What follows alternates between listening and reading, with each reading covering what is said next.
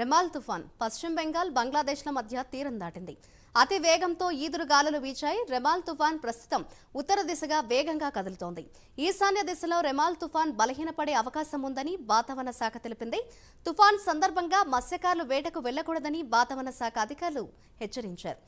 Remal తుఫాన్ దాటాక అటు బంగ్లాదేశ్తో పాటు పశ్చిమ బెంగాల్లోనూ తీర ప్రాంతం వణికిపోతోంది.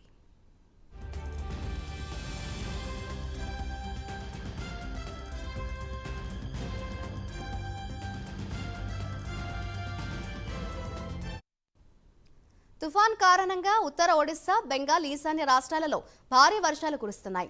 రెమాల్ తుఫాన్ కారణంగా పశ్చిమ బెంగాల్లో రెడ్ అలర్ట్ ప్రకటించారు. తీర ప్రాంతం నుంచి ఎన్డీఆర్ఎఫ్, డీఆర్ఎఫ్ రాష్ట్ర అధికారులు సుమారు 1,00,000 మందికి పైగా సురక్షిత ప్రాంతాలకు తరలించారు. పశ్చిమ బెంగాల్లో అతి భారీ వర్షాలు కురుస్తుండటంతో అధికారులు అప్రమత్తమయ్యారు. తుఫాన్ ప్రభావిత ప్రాంతాలలో తగిన ఏర్పాట్లు చేశారు. భారీ వర్షాల కారణంగా ఒడిశా, పశ్చిమ బెంగాల్లో పలు రైళ్లను నిలిపివేశారు. రవాణా వ్యవస్థ సైతం అక్కడక్కడా స్తంభించిపోయింది.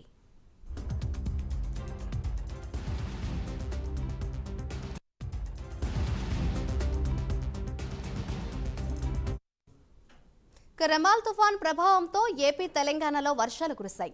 తెలంగాణ వ్యాప్తంగా ఈ తుఫాన్ ప్రభావంతో 14 మంది మృతి చెందినట్లు అధికారులు ప్రకటించారు.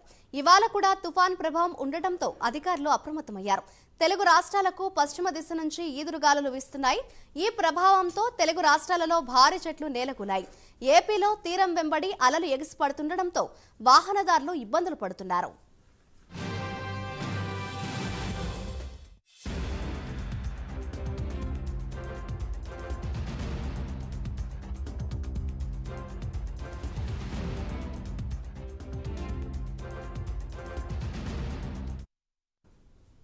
రెమాల్ తుఫాన్ ప్రభావంతో హైదరాబాద్లో విస్తారంగా వర్షాలు కురిశాయి.